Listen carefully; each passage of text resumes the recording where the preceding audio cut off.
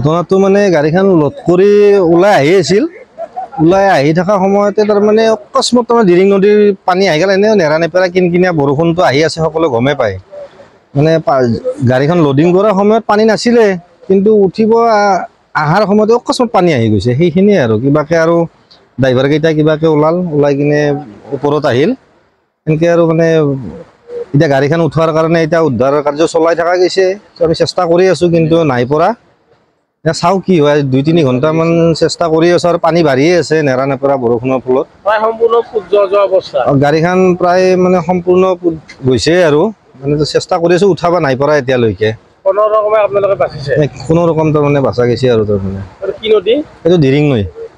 পানীৰ স্পীড তেনেকুৱা নেকি? পানী এতিয়া আৰু বাঢ়িল অকণমান।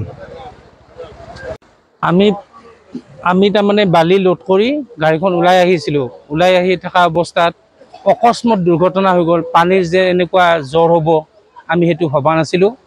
গাড়ীখন উঠি অহা অৱস্থাত তাৰমানে গাড়ীখন অকণমান কেপচাইড হৈ গ'ল। কেপচাইড হৈ যোৱাৰ পাছত আমি বহুত টাইম ট্ৰাই কৰি আছোঁ, গাড়ীখন কোনো আমি উঠাব নোৱাৰিলোঁ। কিবা কৰি আমি প্ৰাণ ৰক্ষা কৰি আমি নদীৰ পাৰত উঠি আহিছোঁ। পানীৰ স্পীড প্ৰায় এতিয়া শ্লাইড কমিছে, আগতে বহুত আছিল। আপোনাৰ সেই গাড়ীখনৰ প্ৰায় কেবিন গোটেই তল গৈছিল। কি নদী এইটো? এইটো দিৰিং নদী।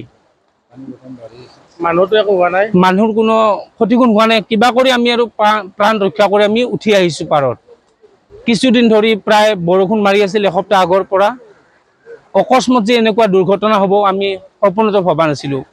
আমি এইটো নদী আমি বালি আমি কঢ়িয়াই আছোঁৱে, ৰাতি যে এনেকুৱা হ'ব আমি ভবা নাছিলোঁ। প্ৰায় আমি 2-3 ঘণ্টা ধৰি আমি ট্ৰাই কৰি আছোঁ, গাড়ীখন উঠাৰ কাৰণে চেষ্টা কৰি আছোঁ, পাৰা নাই।